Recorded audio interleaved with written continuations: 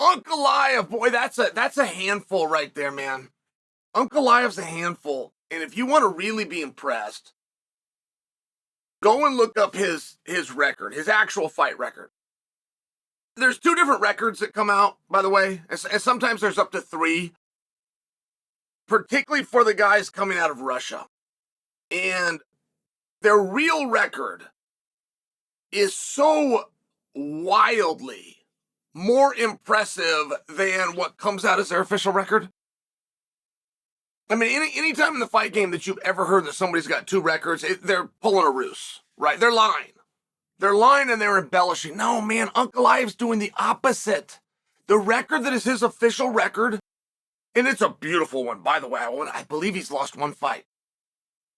One fight, one draw, and one no contest. Is that what he had on the Walker fight? Paul Craig's the only one to beat him. Am I right about that? I mean, this is off the top of my head, but I'm very good at this. No, his record's way better than that. Way better. He's got wins over Vitaly. He's got wins over Moldavsky. They have an entire circuit in Russia where they call it amateur. And sometimes they even call it a different sport. Like they'll call it pankration. Pankration is mixed martial arts, or vice versa, but pankration was here first. Like what you watch and you call mixed martial arts, which is nothing more than verbiage that was used to pass a bill through the Nevada state legislature in 2001. I mean, I'll hear people, they used to come down on me and tell me I wasn't respectful. I should bow and I should be more respectful because this is martial arts. They didn't actually know. That term, mixed martial art, that's not real. That's not a sport. That's not what we're doing. That's verbiage created to pass a law in Nevada in 2001. So I don't mind it. I can live with it. I'm just sharing for you. The sport of pankration is what is now called mixed martial arts. So when you have these guys in Russia that are doing pankration, but then mixed martial arts guys don't count it on their record, here's my point. Ankalaev is awesome. But Ankalaev has now called out Alex Pereira. Glover Teixeira has accepted the fight. Glover went, complimented Ankalaev on his performance, and said, "We will see you next." Glover, of course, being the trainer, and in this case, spokesman for Pereira. Now, Ankalaev has an argument to that fight. In 205, there's a few moving parts, and none of them are good. Right? The previous three champions all gave their belt back. Previous three champions had all lost their belt, not through competition. Like, that's something that you hear of once in the history of the entire division. Like, that's a game that could come up in MMA Jeopardy amongst your friends because it's a trick question. This happened 3 times in a row. Prohaska with the imaginary shoulder story.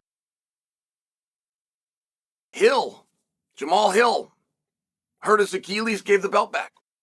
Prior to that, John Jones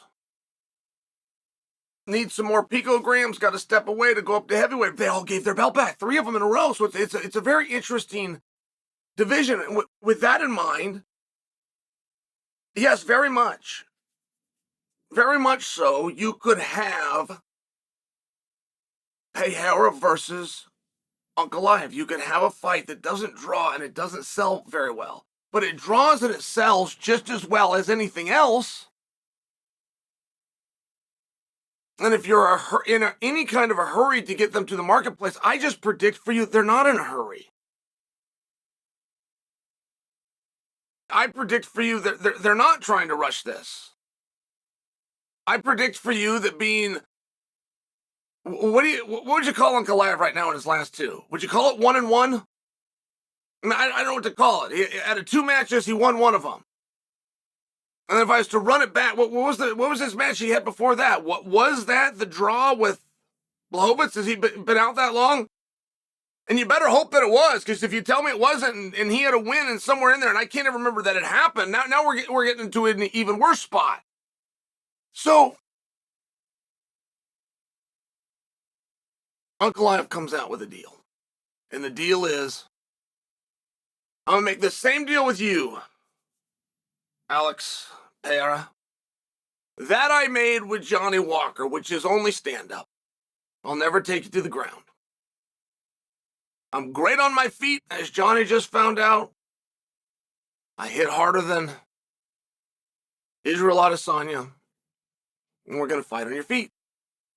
So, is that helpful or is that problematic? Because the one thing that you need if you do a call out is you need a response from the person you called out. Like there's an order from the time you call somebody out to the time you're actually in the ring fighting them. There's an order of events. First on that list is you must get a response. It can be anything. It can be no, but it has to be a response. Well, it appears that he got one, right? Like Ankalaev does appear to be going down the right path. He got a response. No, he got it from Glover. So, does it sound good to you? Does it sound good to you? You're sweetening the pot. You're sweetening the pot. You're telling somebody, have no fear. We're gonna do it in your realm. We're gonna fight in your realm. You're sweetening the pot. That's how it feels on your side of the table. But now just imagine you were on the other side. So imagine you have a guy that wants to fight. You don't agree to the fight. You could have agreed to the fight yesterday. You could have agreed a week ago. You could have agreed to a month ago. It's not as though Ankalaev's any better today than he was then. So what would change now? Well, what's changed now is you said that you won't go any groundwork. You'll only go stand up. Do you think that Pereira's going to want to do that? I mean, you understand where that is embarrassing for him? Do you not understand where that would demote and demoralize him? Imagine you show up to a fight. 3 o'clock, right after school. One guy he agreed he's going to tie his arm behind his back. Now, you know he doesn't have to. There's nothing to make him do it. If I show up and he doesn't do that, I got to fight this guy with 2 arms. But he said that he would do it. And he has done it once before. So I'm going to show up. The arm's not tied behind his back. What do I do then? Do I say, wait a minute, you said you tie your arm. Do I do that in front of the world? Do I let the world know that I heard that and I've only accepted it because you said you were going to do that? Do I do that? It puts me in a very difficult position because we're not fighting for a stand-up title. So which do you think would be better for promotion, right? If you like it and he did a great job, then you will not like the adverse of it. Right? There's only 2 sides to a coin. So let's look at those 2 sides. Which do you think is better for Ankalaev? Hey, Alex Pereira, I'll fight you. I'm next. The rankings say I'm next. I say I'm next.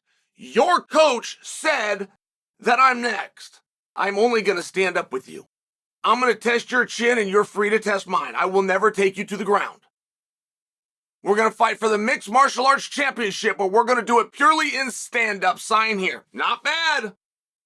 Not bad. But the adverse side of that coin would be, hey, Alex Pereira, you can only fight stand-up. I've seen you on the ground, and it sucks. This isn't a kickboxing championship.